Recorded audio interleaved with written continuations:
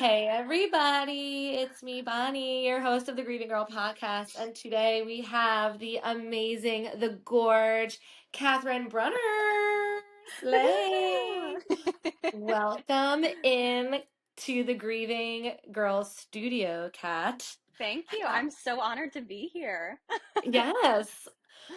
Kat is gracing us on our day off, everyone. Just so you know, this is not happening during the week. This is on a day off because we needed to get ourselves together. Yes, Um, we did. We did. how are We you tried feeling? How are earlier you in the week. doing? I'm feeling good.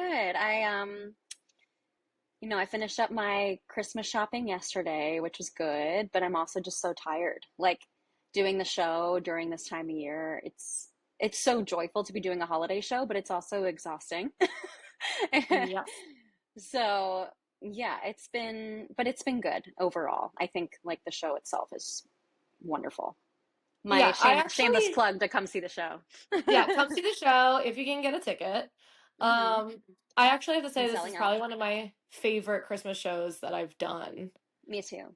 Hmm. Yeah, something about it. I just feel like the show flows, like it's the perfect length, like it moves. It's touching, but it's not too heavy. I don't know. I'm like, Right. it's a good one. It is. And I think the people also bring a Yes. lot of heart to it. So it's been a really good group to be with around the holidays, you know. Absolutely. Yeah. Um, all right. Well, if you wouldn't mind sharing your grief experience and why you were hand selected by me to do this holiday season. Um, Whatever you would like to share with our listeners, watchers would be great to start with. Yeah. I mean, gosh, I feel like that's such a good question, but a loaded question, like, your grief story. Hmm. So I'll try to sum it up in somewhat of a short-ish story. But I feel like we haven't really been able to talk about this, you and I. Like, I think we know each other's stories, but like not maybe fully in depth. And Absolutely. I actually was thinking about yeah, that earlier. I was like, I don't really know what happened. Like, I know that your yeah, dad passed away, but that's like all I know. yeah. Um, so my dad came down with cancer in 2000. He was diagnosed in 2010, but he was actually going to the doctor for about a year, being like, something's wrong with me. And he was also, there was a lot of medical malpractice Mm. for him. So he went to the doctor multiple times. There were about four doctors that missed his scan, the tumor on his kidney, for about a year. And then by the time he was diagnosed, he took himself to the ER and was diagnosed with stage 4 transitional cell cancer, which is like a super rare form of cancer. Um, and so, being a man, being like, something's wrong with me, and people being like, nothing's wrong with you, I can't even imagine what it's like for a woman in, Mm. so I just, unfortunately don't have a lot of confidence and faith in the medical field from what I've been through, as I'm sure you don't either. So, Right.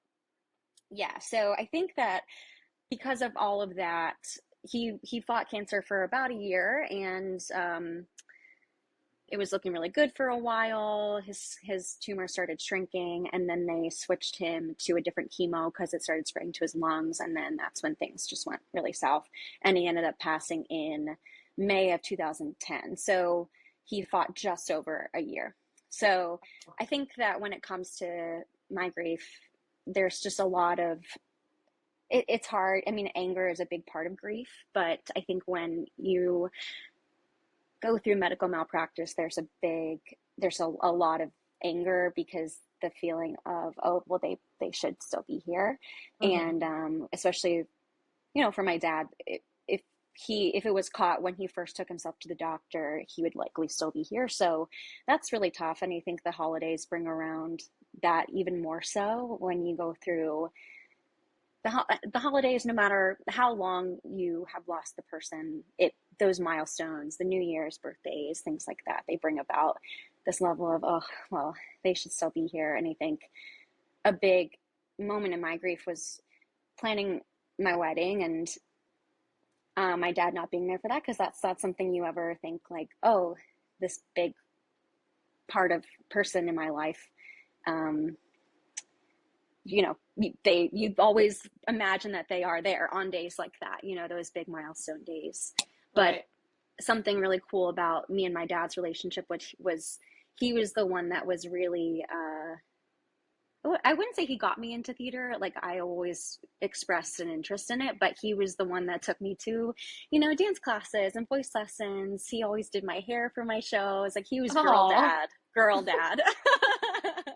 um, a lot of times he like picked out my outfits for school. So, you know, that we had that relationship, which was really special. And, um, you know, I have a lot of memories of, you know, going to New York with him. I have a lot of memories at the Walnut with my dad, you know, just driving down after school and us having fun dinners out in between shows in Philly and things like that. So I dedicated the chair to him during yeah. Cinderella a couple of years ago. So that was really special for me and my family as well, just because all of us have so many memories with my dad, not only in Philly, but at the Walnut specifically. Yeah. So it always is very special to be back.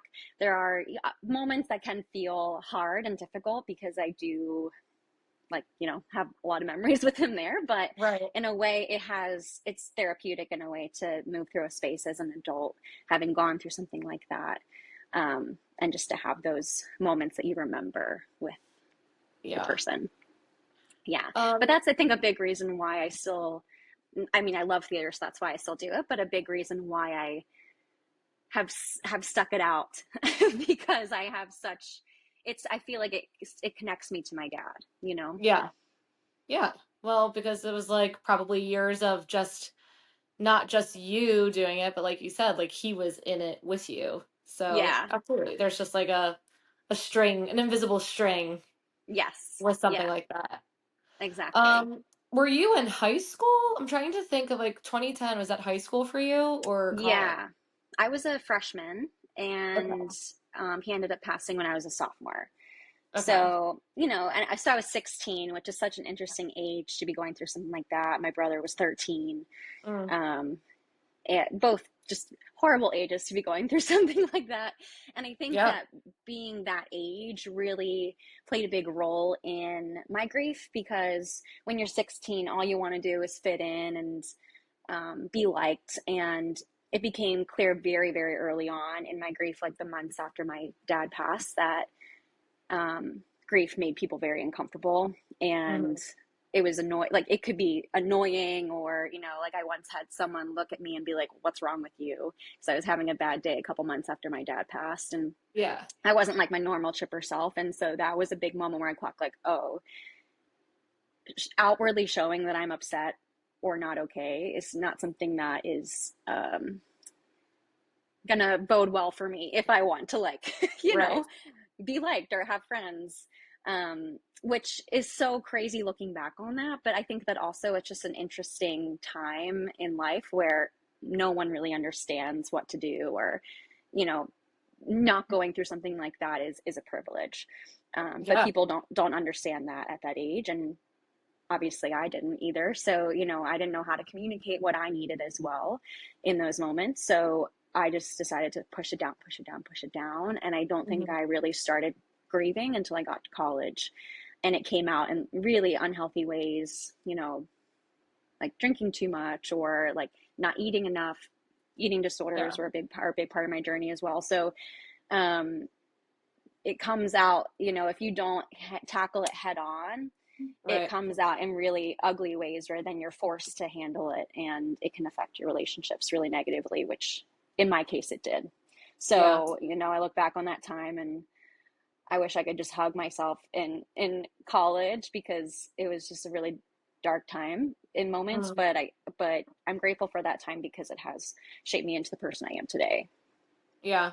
Yeah, I was 14 when my dad died, and I mean it is. It's just like such a weird thing because you like do get it, but like you don't get it, and then the Yeah. kids around you don't get it. And Yeah. I actually was sitting here this morning being like, did I care? Like that sounds so hard, but I'm like, I just don't remember feeling the loss of my dad the way I do about my mom. Yeah. So it's just like so weird to be like, did I even care? Like clearly I did. Like Yeah. I don't remember being rocked. But I Mm, yeah. also think it's because it was like just like you said, of like, oh, that's not going to bode well for me. Like, people don't want to see me Yeah, sad. So, like, I'm just not going to be sad.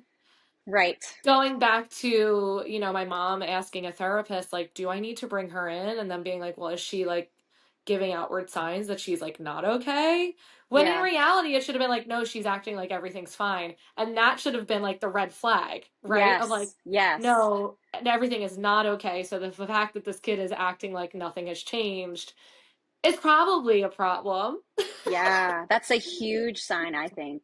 Like that's Especially as so a woman. interesting. Yeah, like I think that we're taught as little girls to, or at least it just from what I remember of like, follow the rules and, always say please and thank you, which, I think in some respects that's great, but also when you are 16 or 14 or you're going through your grief and um, it's just such an interesting time, you shove it down and you just act like everything's fine, and I totally did. I think that Yeah. I also kept myself really busy, but I also played sports all growing up, so I think that was a really healthy outlet for me, but I would like get thrown off the field a lot because I was so aggressive. That was like my Mm. one place where I was able to be angry and like it was acceptable. Yeah. Well. So I would get red carded all the time. You're like, all these people better watch out. Mm-hmm. Yeah, it's Literally. just so interesting. I was just thinking about this morning. Just like, Yeah. what happened? Like, what was I doing? Yeah. How was I grieving that loss at Yeah. 14? Like, it's just crazy. Yeah. Um, Yeah. And I think as you get older, you realize the kinds of people you need to be around. I mm, mean, like going back to high school, even through up until recently, like people just don't get it and they say really hurtful things. Like I once was told that my grief is annoying, like the way I grieve my dad is annoying, and oh, you're pulling the dad card, or oh, what are some other ones? You should be over it. Why aren't you over this? Why are you still upset about this? Things like that that they stick with you. They really do, right. and that becomes the narrative that you tell yourself. And, it's like the idea of burdening someone. But in reality, moving through grief shouldn't be a burden on the people that love you, and Right. it's just about finding people that are emotionally capable of holding space for you. Because not everyone is, I think, especially Yeah. if they don't understand, or have that empathy piece, Well, so yeah, especially like in the younger ages, even like you said, like it's a luxury for other kids to not, or a privilege that they don't need to understand, and they shouldn't have to, right? Like that's the thing. right. Like a 14-year-old should not have to. Yeah. Unfortunately, there are those of us who were handed the stupid deck. I hate Yeah, the deck of cards, thing, but it's true. It's like it we were is. Yeah. given this shit deck of cards, Hmm. okay, Yeah, and it's like a only club you never wanted to have admittance right. to.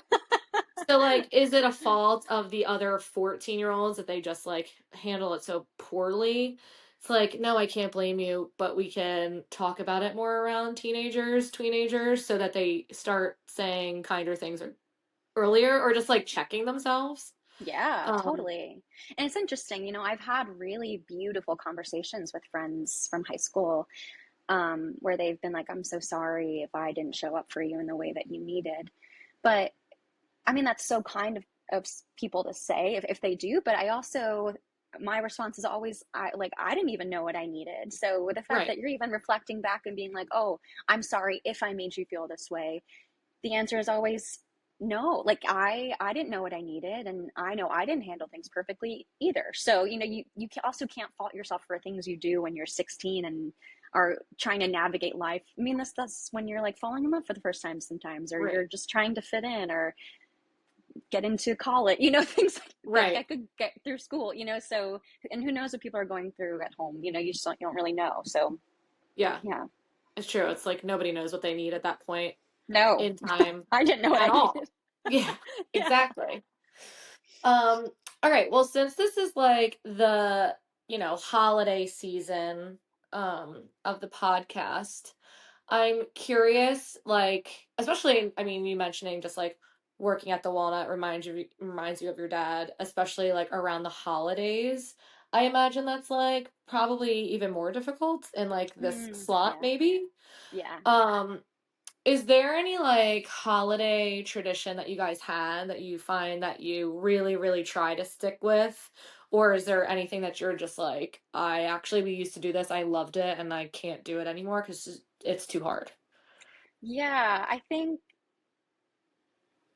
it changes from year to year, and it's so interesting. It's so hard because there's not like a steadfast like we stopped doing this because it's too hard. We kind of are flexible within that, and I think you know we always spend Christmas Eve with my dad's family, and that's a huge tradition. And the first year after he passed is was definitely the hardest, but Mhm. each year is hard depending on the things that you're going through. So, or you're navigating in your life at that time, and I think that.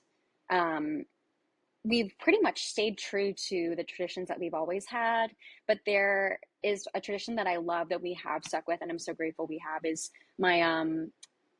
my dad's family. We will, before we open presents, like we'll have a really great dinner, and then we'll sit around the Christmas tree and sing Christmas songs. Aw. And it is tough, and there's usually tears, people cry, and I always get teary-eyed. Um, because it's like in a way a moment of reflecting on the year, and the people that are still here, the people that are not still here, and um, it's beautiful. And so I think that that's probably the tradition that reminds me the most of my dad. But Mhm. um, we've tried to keep things implemented, and I will say that's something my mom has done really well. A really good job of doing is honoring my dad. And I think it's tricky finding the right balance of, honoring him, but not, it's towing the line of not making other people feel like they should be doing something more in their grief. Mm. Because everyone in my dad's family has a different way of grieving. And that's something I think that we learned the hard way early on, is that some people are really comfortable talking about him and some people are just really not comfortable talking about him. So, Mm. and that's tricky because I think I enjoy talking about my dad with the people that knew him. Um, it's not something I talk about really a lot, just because I think that's also my own experience of grief, is like you just never want to make other people feel uncomfortable. But Mm. I think that is something that I do wish, is that, especially within my dad's family, is that, people felt like they could talk about him more. But I also think that everyone has a different experience with grief, and what makes them feel comfortable and able to get through the holiday. You know what I mean? Yeah. No, that's fair. My sister and I were talking about our family does like a huge Pollyanna, and Yeah. like we're just like we really can't go right now. Like it's just too crazy. Yeah. Like Yeah. it feels weird, it feels bad. We're just like it's not like anybody's like sitting there like having a great time, not recognizing that like my mom's not there. Yeah. But it's, everybody has their own way of doing it. Yeah. So we've had that conversation also of just like for us right now, it's just like we can't come. That doesn't mean it's like a forever thing. It's just like Right. we're not there. But, also I'm sure, our aunts are probably like, when are you gonna come? I Mm, don't know. It's like it's very yeah. interesting to like Yeah. figure out how the family is mourning the same person. But I think that that's, I always want to write a play about just like one loss and how it just like affects so many different people and how Yeah. everybody has their own coping thing and whatever. Yeah. Um, Of course. was your dad's family like really musical? I'm like assuming that it's like a music family if he was the one who got you into theater and you're sitting around a tree singing. Yeah, I definitely musical. I'm the only person that pursued theater as a profession, but my dad actually was a really good diver, and he was also a dancer. Like he choreographed dances in college, and I love. just so fun. Yeah, he got a scholarship to college for diving, but by that point he was just so burnt out. So he went to Westchester University, where he met my mom, and she was going to school for education. And he was like, "Oh, I could do that." And then they fell in love and both became teachers. And um, but I think my parents always say that um, education and entertaining children in the classroom is just like being a performer. You can't really have a moment where you like let up, especially if you're Absolutely. with younger kids, which they were both fourth grade teachers, which I think is a great age. I love that age. It's like 8, 9. Yeah, that's so Mm-hmm. Yeah. funny. Yeah. Speaking of Um, traditions, like after like we tried a lot the first year after my dad died. I don't know if you've ever experienced this, but like we tried my mom decided the first birthday after my dad passed to sing happy birthday to him with our family there. I don't know if you've ever done that, but it was no, probably the worst thing I've ever experienced in my entire no. life. It was the saddest thing I've ever experienced. And Yeah, my mom like brings out a cake and we're singing happy birthday to my dad and everyone's crying. It was like the it's like a core memory to me. Like in Inside Out when yeah, like the ball comes out. yeah, Like that's like a core memory for me of like bad, bad. yeah. Time slowed down for the entirety of a happy birthday. Yes.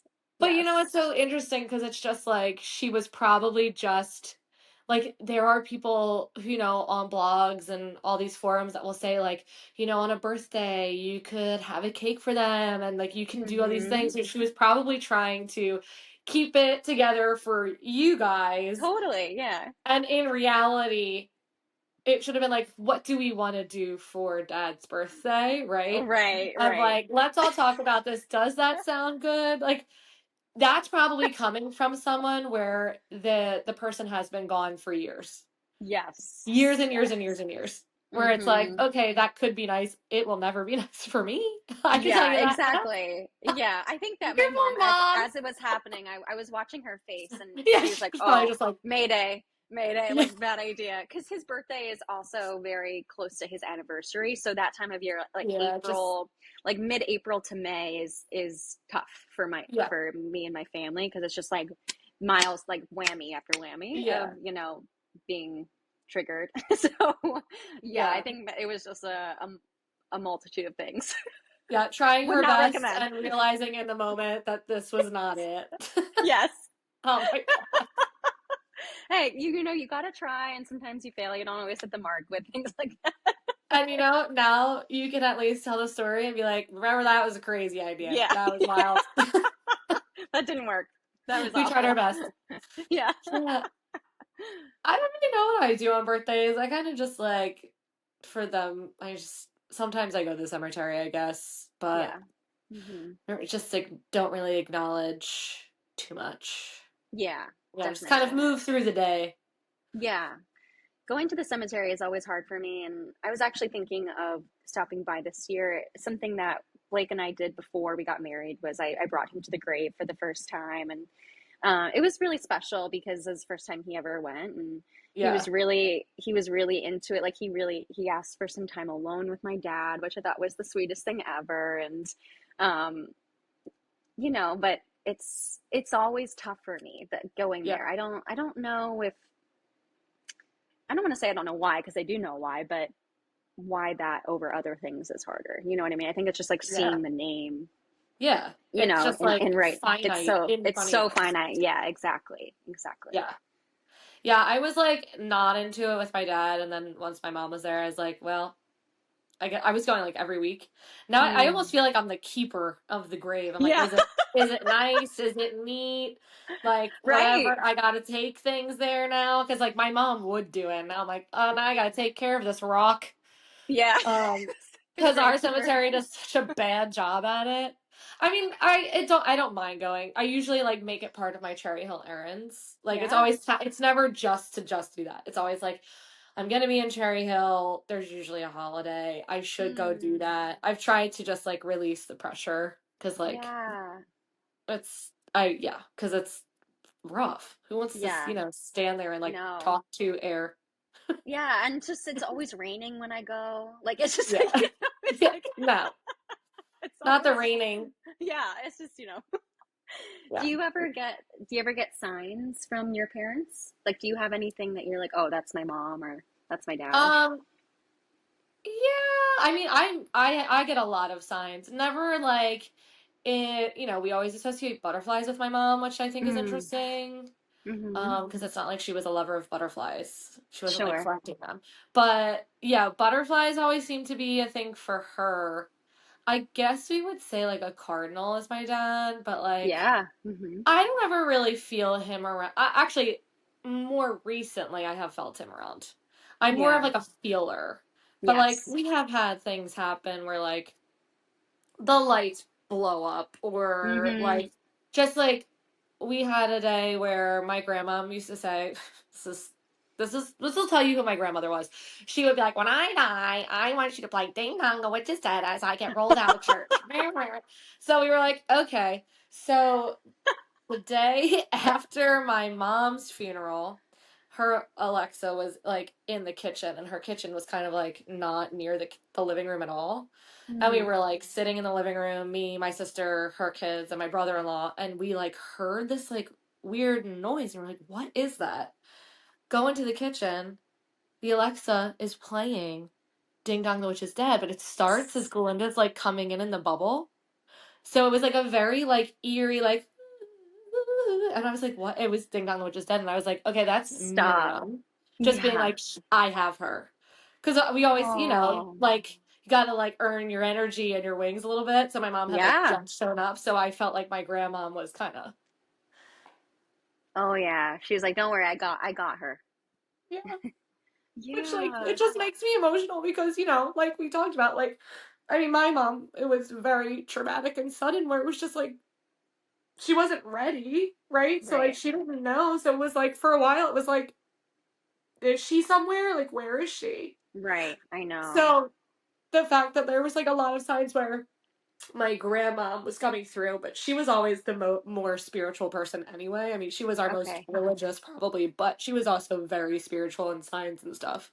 Yeah. So Then that was like a that's Ding definitely Dong a the Witch sign. is Dead.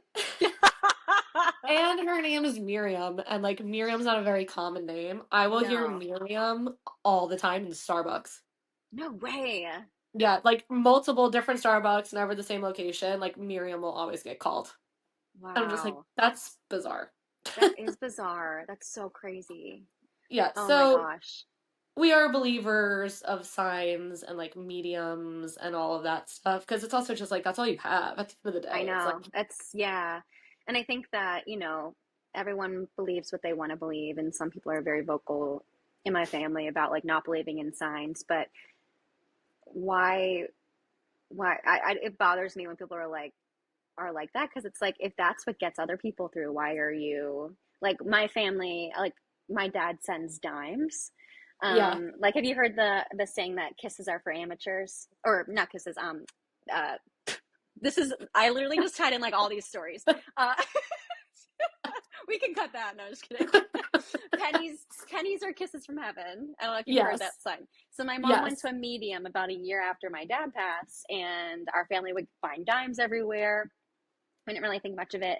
And the medium was like, "Oh, your family's been finding a lot of dimes." And my mom was like, "Yeah, we do find a lot of dimes." And she was like, "Your husband wants you to know that he sends dimes because pennies are for amateurs." Which is Ah. something that he would have totally said. Like, he just had that sense of humor. Like, he loved a practical joke. He loved things like that. Like, he was so silly. And so we find dimes everywhere. And what's so crazy, I got the one of the best signs I think I ever got the day before my wedding. We were checking into the hotel. I always find one dime, just Okay. one dime, usually all throughout the years. Um, Especially if I'm having a bad day, I'll just like find one on the street, or literally in a box somewhere. That, why would there be a dime? And just like things like Sure. that, or like a dime falls out of my wallet when I open it. Yeah. And when I checked into the hotel, there were two dimes just sitting on the counter right when I checked in. And it was like my dad being like, this, Yes. yes, I'm here, I got you, and like, this is your time, like, this is meant to be. Yeah. So, because I think there's always, especially, I was just so close with my dad, and it was a huge thing for me to work through, of him never getting to meet Blake, and Blake never getting to meet him. And, Yeah. so it was a big moment for me of like trusting that Right. he would have loved him as much as I think he would. You know Yeah. what I mean? So Yeah. that was a really big, yeah, a big sign that I got. That's probably the most recent one that I've gotten. Yeah. And that's like a really good one. That was Yeah. either like he was doubling down on the dimes, or it was like a dime for you, a dime for Blake, you know? Yes. Yeah. Exactly. Actually, That's really in cool. my wedding photos, they took I kept the two dimes on the counter next to all my jewelry, and they got in the photos, Aw, I in love the detail that. photos. Yeah. You're Yeah. like, we will take those. Thank you so Yeah. much. Yeah. Exactly. Oh, that's that's cute. Yeah. Um, do you have any advice to like a griever or a support system of a griever during the holiday season? Yeah. Yeah. I do. I think that for someone who's grieving, learning from my mistakes, I think I always say to people who are grieving, just let yourself move through it in the moment Yeah, and try not to fight it, because I always think of grief as waves, and or like the ocean, sometimes it's super calm and you can just like wade in the water and just like and not enjoy it, but it's calm. And then sometimes right, it's super rough, and the more you try to fight the waves, you just go right. under or you can drown.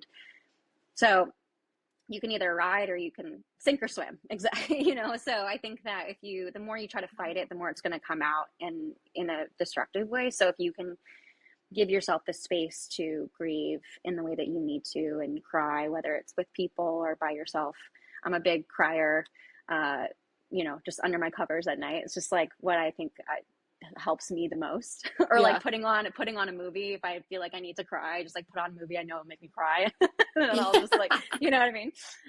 Trigger the But tears. yeah, yeah, exactly. Um, but for someone who is a support system of someone who is grieving, I think one of my biggest pieces of advice is that actions speak louder than words. It's really easy to say, yes, I'll show up for you, but it's harder to just show up and just be there.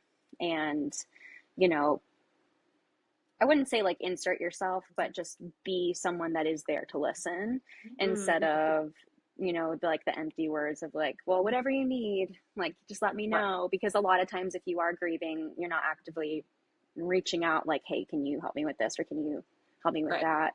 Because a lot of times you don't even know what you need. So, and I think also for someone who is grieving, getting comfortable with saying, this is what I need in this moment, whether it's Yeah, I need you to just sit here with me, or I need you to listen to me, or I need space right now, so it's just, it's never black and white, it's always gray, but on both sides, I think it can be helpful to be like, what do you need in this moment, or this is what I yeah. need in this moment, if that makes sense. Yeah, I feel like there's always a lot of like, well, let me know. And it's like, Yeah. nobody that's like actually sad and depressed is gonna like take out their phone and be like, I need you to do blank for me. Like, it's Right, just not exactly. happening. It's Right. just not gonna happen. Yeah. Like, I think that one of the best things that my family, I think back at that time, that the week that my dad died, there was just, I remember the people that were there physically. Hmm. Um, and I'd have such like a, whether I've expressed this to them or not, but I just, you have such a tie to those people who were there. Even, and it's not even like to talk about anything. It's just to like literally to be there, Yeah, um, and share space with you. So, you know, and you do remember the people that weren't as well, unfortunately, you know. So it's very true. It's yeah, whether so true. whether you want to or not, it's just like you just, not that it's even like, oh, you weren't, like you're Right. testing people, but you do remember those things, and it does shape who like you feel like you can lean on more in moments where you actively are looking for someone in a moment to be like, hey, can you show up for me? Yeah. You know who I think is even worse? The people who have never been around and then all of a sudden try to be around. Yep. Yep. Guys, Exactly. if you know if you're that person or if you're not. You know if you've been actively friends for like 5 years prior. If your last text message is from 2016, don't try and show up at my house in the worst moments of my life. Yeah, That's crazy. I know. I know. I think there are people, and I don't know if it's intentional, but yeah, they almost, and you know, there's also the people that like take it personally that you're not like talking to them about your grief. You know, it's just like people. It brings out the worst, the best, and the worst in people. You know, they say Yeah. weddings and funerals bring out the best and worst in people, and Uh, I have seen it firsthand. yeah, it's just like I don't know. It's like the thing again about like actions speak louder than words and like being Yeah, there for someone yes, but also acknowledging of like does this person have people around them? Yes. Am I the person that needs to be, yeah, I don't know, in their physical space? Like, I don't, there's just like, of like, take a moment, because I think people, again, don't know what to do, uncomfortable. And like, we all have friends that like we love from afar that like, I haven't talked to them in so long, but mm, I love them, of course. But acknowledging of like, but I haven't talked to them in so long. So I'm probably not that person that like, mm.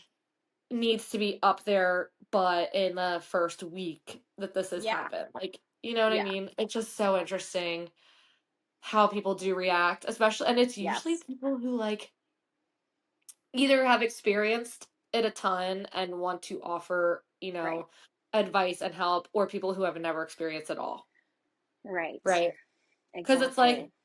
now I have lost both of my parents, but like, am I going to contact a sorority sister I haven't talked to in 7 years from now and I haven't talked to them since I graduated and be like, I've experienced this and I have all the answers for you. No, I don't, because everybody's thing is so different.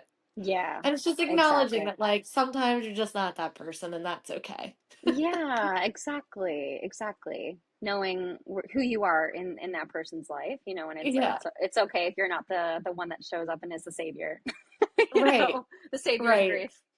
Yeah, the If that savior makes of sense. grief. If only there was a true savior of grief, I would probably be so much more mentally well. Same.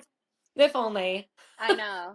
I know. I mean, thank goodness. I mean, I will say that's something that I am grateful for is my mom put me in therapy. There is this group close to where I grew up called Safe Harbor, and I was put in a group of kids my age who had also lost a parent. And it was so helpful for me because it was the one place where I could say something and be like, yeah, my friend's really frustrating me because they keep complaining about their dad. And then everyone in the group would be like, oh my God, me too, but I feel like I Right, can't tell them because they don't get it. You know, it's just having that. And we always said it, you know, it's the we're in a club. You know, you're in a club right. that you don't want to be in, but it's helpful when you do have other people in that club you can talk to. And I still talk to those people like on Facebook in that group. It was just such a important thing for me. Um, I think my brother's experience with it was a little different because he's a lot more quiet than me, and I think that just like the stars didn't align. There wasn't really anyone he connected with in his group, but Mm, um, you know, yeah, that was a big part of my healing and just validating what yeah, my experience was, you know? yeah, absolutely. Yeah. I feel And like, that's why I think that, like, I mean, this podcast is amazing. I wish I had something like this when I was in the throes of my grief because, you know, when you have something that is validating of your feelings and your experience, it's like, oh, okay, like I'm not crazy. You know, like yeah, what I'm experiencing is really hard and painful, and there are other people. Like it is very isolating. You can feel very alone when you are yeah, grieving. yeah, You absolutely. know, Yeah, I feel like I wish I would have gone to therapy younger, but who knows? And like hindsight's 2020, right, of like right, probably should have done that, but I guess I was like quotes fine, so like, right. Yeah, I mean, is anyone ever fine? right, Really? right. You Just know? putting on the show since, Right, the day I was born. right. Um, Jesus, God. But Exactly. um yeah, I even have like I have a handful of like teenagers now that follow me from like the thing I did out in Iowa a few times Hmm. with the Jimmy Awards and then my dance students, and some of them have lost parents and I'm like, I wonder if they listen. I hope they Yeah, do, cuz like I think I'm fun. I think like, the people I have you are on are fun. fun. Like we're keeping it light, we're keeping it like millennial. Like we're Yeah. trying to keep the conversation, relatable, which was the whole Yes. point. But yeah, Totally. there are some times where I'm like, I wonder if anybody younger listens. Yeah.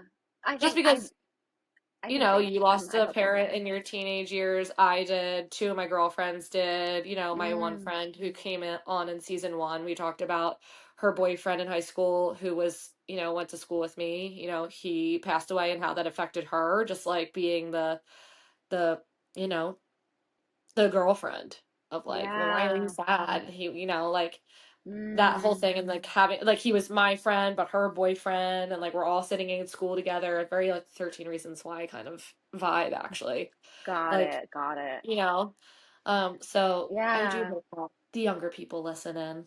Yeah. I think I hope so too. I mean, it's hard being someone like, being the significant other of someone going through grief as well. And um, yeah, I think having the resources when you are that person is important as well because there are, you don't always know what to do, especially when you're younger like that. Yeah, So, for sure. Yeah. All right, well, I guess my last question would be, Um, especially since you're kind of like a griever, we're advanced grievers in our timeline, in our wow, am I unfortunate an timeline. advanced griever? I feel like we're advanced grievers because it's like loss at this point that's been, you know, like it's always fresh, it's always there, but it's Right. not, you know, like with my dad. I literally, when I did the math the other day, I was like, 21, 21 Christmases. I was shook. I thought it was gonna be like 19. It Wow. was 21. I was like, not me losing track of time. So I'm like Wow. advanced plus plus, Mm. in that sense. When it Mega comes to, advanced. yeah, mega advanced griever of my dad, I guess.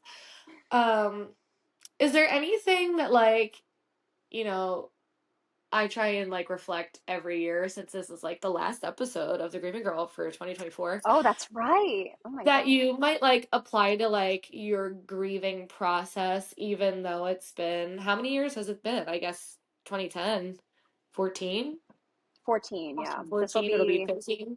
I think this will be the 14th Christmas. Okay. Yeah, is there like Yeah. anything that you almost like feel like you would like to tap back into or um I don't know, carry into the new year with your grief or like reflect on or like continue to work on?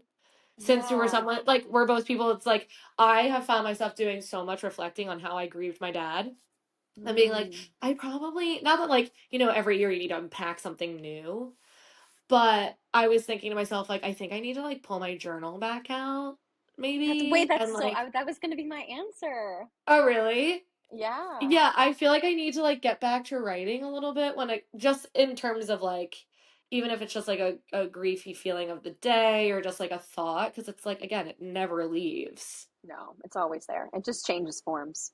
Yeah, so like I'm trying in my maybe in 2025 to like one, I keep saying like I feel like there's been a shift with the grief of my mom, not that it is at all any lighter, Sure. but there are just more quotes good days than like horrible days. Totally. Um, Totally. so like I'm just trying to continue on like I want to be like suppressing the triggers more. I don't know what it is. Like I'm trying to control what triggers me more in Mm. 2025 when it comes to her. Yeah. And then maybe kind of like trying to work through the cobwebs of like whatever happened with my dad in this new Mm. year. Do you have anything like that or you're just like, no, I'm just gonna keep rolling with it? I mean, that's a great question. And I also think, because I love to write, and it's something that I don't um, make time for as much as I think I should. It's so healing for me. I think I do sometimes get triggered with the idea of journaling about my dad because that was such a big part of therapy as a Oh, kid. Um, mm, like my therapist, that I would see would be like, write a letter to your dad, and then we can read it together. And while I think that that was really helpful and healing in that mm, time of my life, it was really difficult. But I think that it would be really helpful for me now, being a 31-year-old woman who has been through a lot of life since he's passed, yeah. and feeling like I still have a relationship with him, even though he's not here, I think would be helpful for me. If, yeah, if that makes sense. I don't know. I feel like as someone who has lost It a makes parent would total understand that. sense. No, it makes total sense because you're also just like in a different place. So like a letter from, 16-year-old cat is not going to be a letter from 30-year-old cat. How old are you Mm-hmm. 30? Are you 31? 31, yeah. Yeah, okay. Mm-hmm. Yeah. Yeah, I'm Sorry, I have like a little it's tickle in my just throat. oh, you're good. You're good. Yeah, I mean it's just like your processing is different, like Yeah, exactly. I sat here this morning again and said like did I grieve? Like was I unbothered? Like I don't even remember. Right.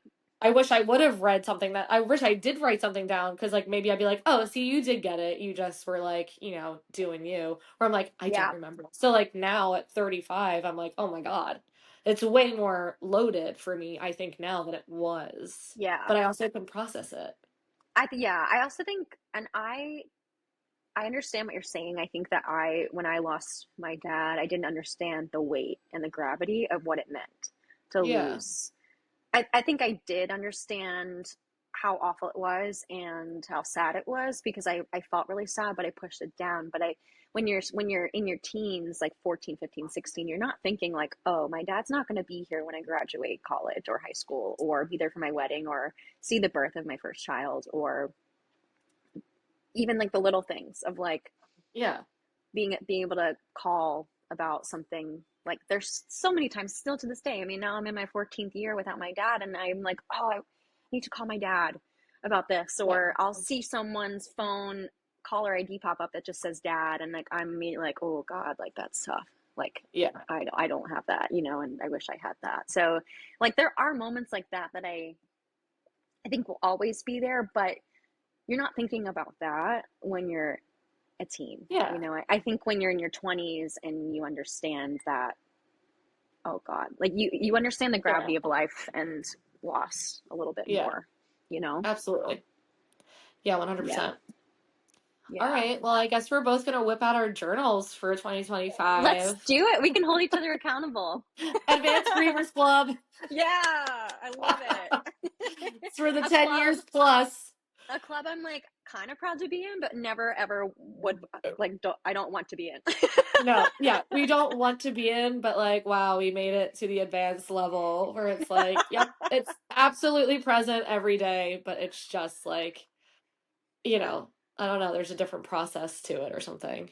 Yeah, totally. Yeah, and Yeah, it's understanding, like being able to understand your feelings and get ahead of your triggers. I think that that's yeah, what it is in a way, you know? yeah. Yeah, that's like literally I think what I'm trying to do in 2025 with my mom of like get ahead Mm, of it before it just like knocks me down. right, You know, right. we'll Yeah, see if it works. It's only going to be year 4. I mean, we're still in year 3, which yeah, like again with the I don't know, the traumatic of it all just like really because you start in the negatives. I'm like it's yeah, like right, yeah, I don't know. I'm like it's just like so crazy. yeah. But Well, I think also, not that like one is better or worse, but I think when you are no. like, I had about a year to mentally prepare myself, and like watching my dad be really, really sick. But I think Yeah. that, and that's like none is worse. But when you lose someone so quickly and you don't have the mental preparation, I think that you do kind of go into like the negatives of like Yeah. your grief because you're, oh, Thumbs thumbs up. yeah, That is correct. that you have it, not like it stunts your grief, but you can't process it as quickly when it happens. Right. I don't know if that's making sense, but No, it's absolutely making sense because there was just like it came out of nowhere. So like yeah. there was no prep, there was nothing. But then, Hmm. like again, like you said, when you're watching someone, there's also the anticipatory grief because you know what's gonna come. Like you're Yeah. you're you're already going through it and the person's even still here. So like Yeah. there Like I isn't think, it's all effing horrible. It's just yeah. different. Yeah. Yeah. I think that like watching my dad be so sick for so long, it's like that idea of, is he gonna make it? Is he not? Like the in between. It's Yeah. like living in purgatory. So, Yeah. and I don't wish either on anyone, so yeah, Yeah, it's that's tough. rough. The in between, I imagine, is probably really horrible. Yeah. Of It like was hard. the hope and then like not hope. I'm just like Hmm. yeah, no. Yeah. Cannot imagine that at all. Yeah.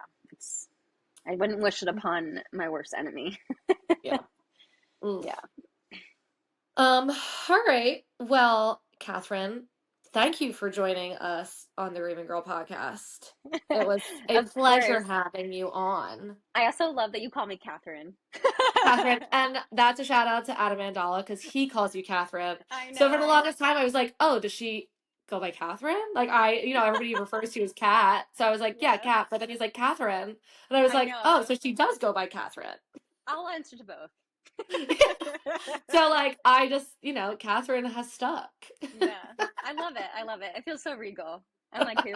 Who is that? Oh, tis I. It's me. But yeah, thank you so much for joining and sharing. I know the conversations aren't always easy, or maybe But it was necessary, therapeutic, very therapeutic. therapeutic, Yeah. and I've hopefully we'll never reach really like somebody. had the space to talk about it. So thank you for creating this space. I think it's so special. Thank you. And you didn't cry, but I cried. I See, know. I can't we believe I trade didn't cry. spaces. It, I know. Chrissy was shocked that she cried, and I was like, "Girl, it comes out of nowhere for me Yeah. sometimes." I think I You also know? I cried a lot last night. I watched It Ends With Us last Oh, night. haven't watched it. I think all my crying. I think I don't have any tears left. So I think that's why. And that's it. And that's on Yeah. period. No tears Um, left. all right. Well, so you heard it here first. If you want to cry, watch It Ends With Us on Yeah. Netflix. Yeah.